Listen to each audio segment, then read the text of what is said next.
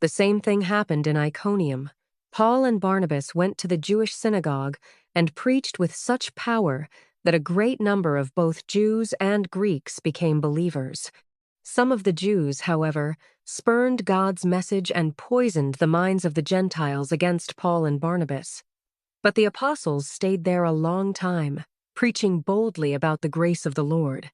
And the Lord proved their message was true by giving them power to do miraculous signs and wonders. But the people of the town were divided in their opinion about them. Some sided with the Jews, and some with the apostles. Then a mob of Gentiles and Jews, along with their leaders, decided to attack and stone them. When the apostles learned of it, they fled to the region of Iconium, to the towns of Lystra and Derbe and the surrounding area.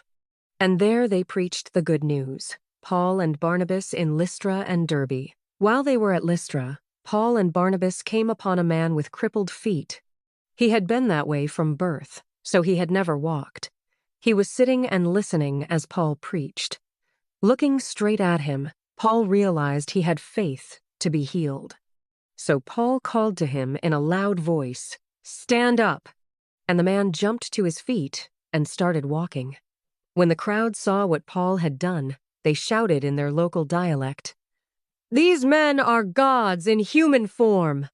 They decided that Barnabas was the Greek god Zeus and that Paul was Hermes, since he was the chief speaker. Now the temple of Zeus was located just outside the town, so the priest of the temple and the crowd brought bowls and wreaths of flowers to the town gates, and they prepared to offer sacrifices to the apostles. But when the apostles Barnabas and Paul heard what was happening, they tore their clothing in dismay and ran out among the people shouting, "Friends, why are you doing this? We are merely human beings just like you. We have come to bring you the good news that you should turn from these worthless things and turn to the living God, who made heaven and earth, the sea, and everything in them. In the past, he permitted all the nations to go their own ways, but he never left them without evidence of himself and his goodness. For instance, he sends you rain and good crops and gives you food and joyful hearts." But even with these words, Paul and Barnabas could scarcely restrain the people from sacrificing to them. Then some Jews arrived from Antioch and Iconium and won the crowds to their side. They stoned Paul and dragged him out of town, thinking he was dead.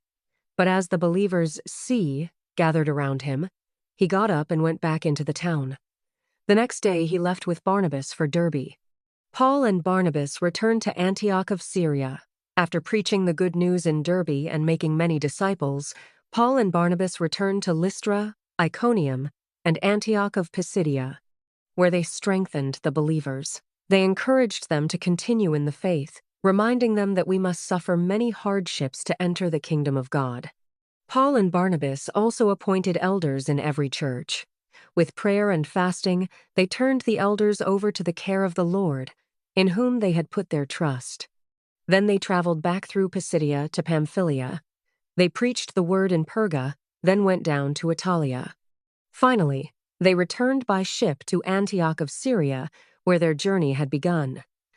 The believers there had entrusted them to the grace of God to do the work they had now completed.